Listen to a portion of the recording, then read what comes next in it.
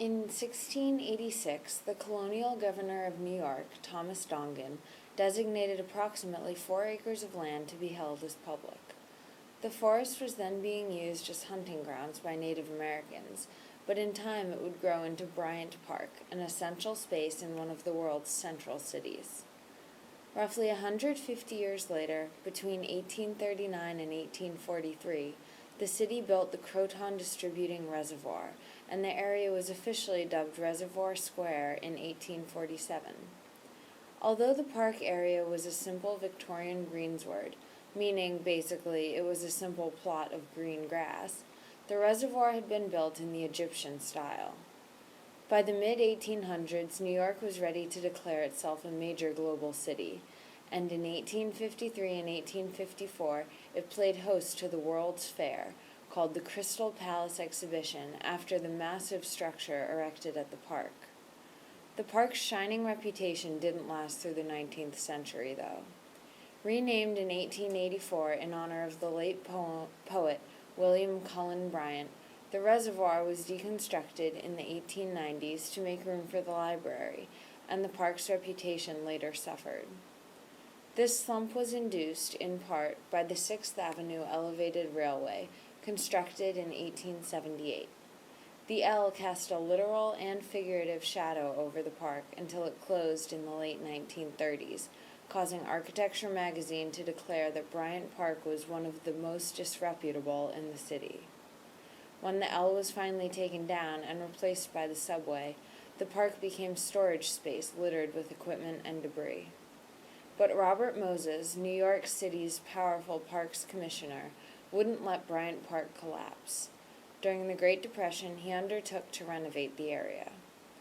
Queens-based architect Leslie Simpson won a competition for the park's redesign, and her classic design, following in the Beaux Arts tradition, was implemented by architect Amar Embury II and landscape architect Gilmore D. Clark.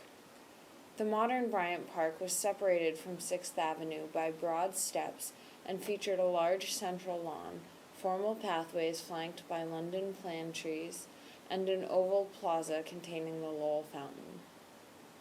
In the 1980s, the Rockefeller brothers created the Bryant Park Restoration Corporation, and by the 1990s, the area had become a popular spot for New Yorkers. On sunny summer days, lunchtime head counts surpassed 4,000.